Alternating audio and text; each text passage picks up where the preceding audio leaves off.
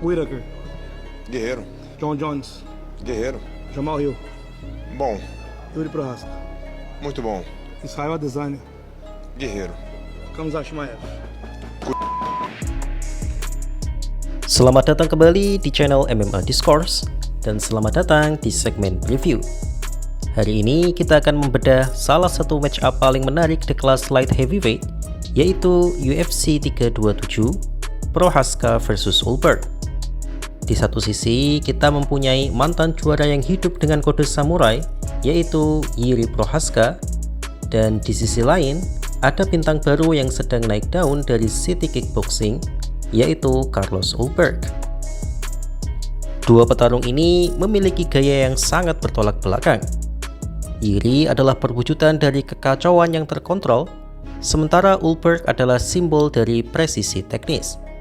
Video kali ini akan membandingkan skill set mereka dari striking hingga ketahanan sebagai referensi teman-teman untuk menentukan siapa yang akan keluar sebagai favorit. Jadi langsung saja kita mulai. Aspek pertama tentu saja adalah aspek yang paling penting di match up kali ini, yaitu aspek striking. Ini adalah menu utama dari duel ini. Jiri Prohaska merupakan petarung paling unorthodox di UFC saat ini. Ia sudah lama dikenal sebagai Prime Tony Ferguson versi kelas berat ringan. Jiri tidak bertarung dengan kuda-kuda standar. Tangannya sering berada di bawah, dia banyak melakukan feints atau tipuan, dan serangannya datang dari sudut-sudut yang mustahil diprediksi. Memang betul, Jiri mengambil resiko yang sangat tinggi dengan kuda-kuda seperti itu, tapi Jiri mengandalkan volume dan tekanan mental yang membuat lawan kebingungan. Sebaliknya, Carlos Ulberg adalah produk elit dari City Kickboxing, sasana yang sama dengan Israel Adesanya. Ulberg dikenal sangat teknis dan disiplin. Setiap pukulannya memiliki dasar kickboxing yang bersih, presisi tinggi, dan sangat tenang. Jika Jiri adalah badai, maka Ulberg adalah penembak jitu yang dingin. Dari sisi kerapian, tentu Carlos Ulberg memiliki serangan yang lebih rapi dan pertahanan yang lebih disiplin. Tapi masalahnya bagi Ulberg adalah, bisakah dia menjaga ketenangannya saat Jiri mulai melakukan gerakan-gerakan aneh di depannya? Laga Jiri versus Khalil Rountree merupakan cerminan yang nyata, di mana Khalil sebenarnya lebih teknis dan lebih disiplin, tapi Jiri berhasil meruntuhkannya dengan serangan-serangan yang tak biasa, meskipun ia sempat mengalami pukulan dan tendangan Khalil yang ngetrak. Jadi di aspek ini, Jiri unggul dalam variasi, tapi Carlos Ulberg unggul dalam akurasi.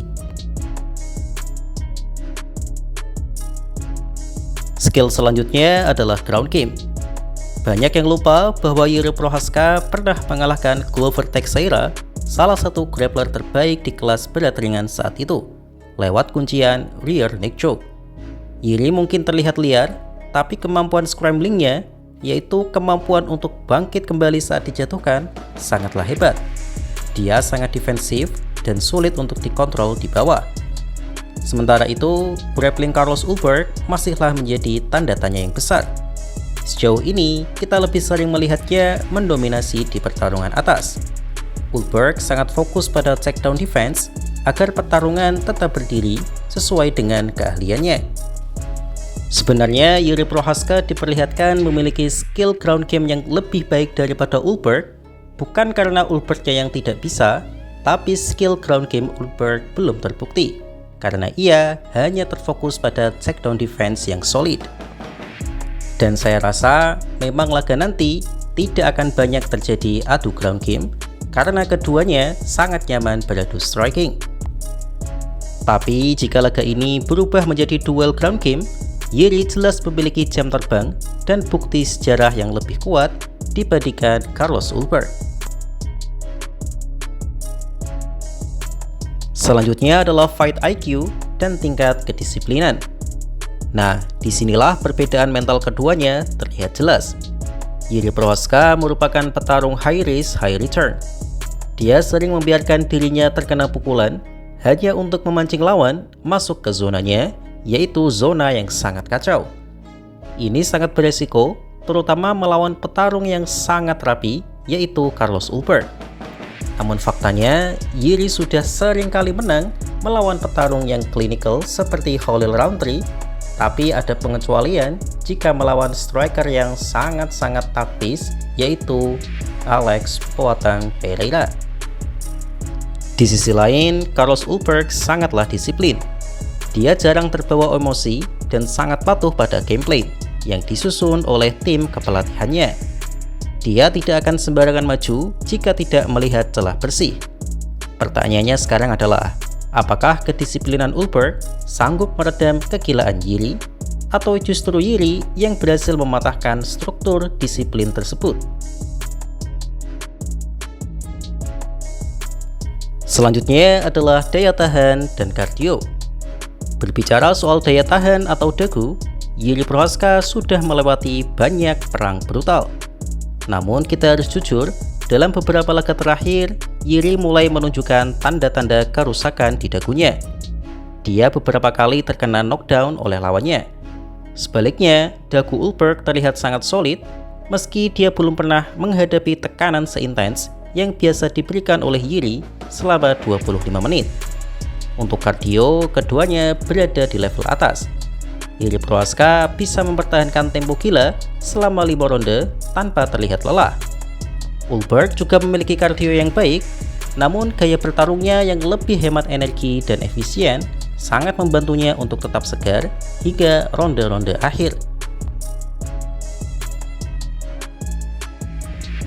Kesimpulannya, jika laga ini berlangsung cepat, Carlos Ulberg punya peluang besar melalui presisinya. Tapi jika laga menjadi berlarut-larut dan penuh kekacauan, maka Jiri adalah favorit. Seperti kata George St. Pierre, "It's not the best fighter who always wins the fight, but the fighter who fights the best, he will win the fight." Menurut teman-teman, apakah presisi Carlos Ulberg bisa menjatuhkan sang samurai? Atau Jiri Prochazka yang akan kembali membuktikan bahwa kegilaannya lebih efektif? Tulis di kolom komentar ya. Terima kasih. Terpercaya mengatakan bahwa pihak Topuria menginginkan 20 juta US dollar. Tapi UFC sepertinya memang tidak mengabulkannya dan ditambah Makhachev cedera.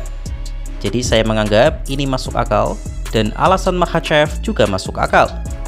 Menurut saya, angka 20 juta US dollar pantas untuk Topuria maupun Makhachev. Lalu, kenapa Makhachev mau bertarung dengan dibayar di bawah 20 juta, sedangkan Topuria tidak mau? Ya, ini sebenarnya jawabannya panjang sih, tapi setidaknya kebutuhan uang mereka sangat berbeda. Salah satu yang paling masuk akal adalah Makhachev tinggal di Dagestan, di mana biaya hidup di sana relatif sangat murah jika dibandingkan di Spanyol atau Amerika Serikat. Karena itu, Makhachev sudah tidak terlalu butuh uang dan ia mau kalau tanpa dibayar. Berbeda dengan Topuria yang tentu biaya hidupnya lebih mahal, ditambah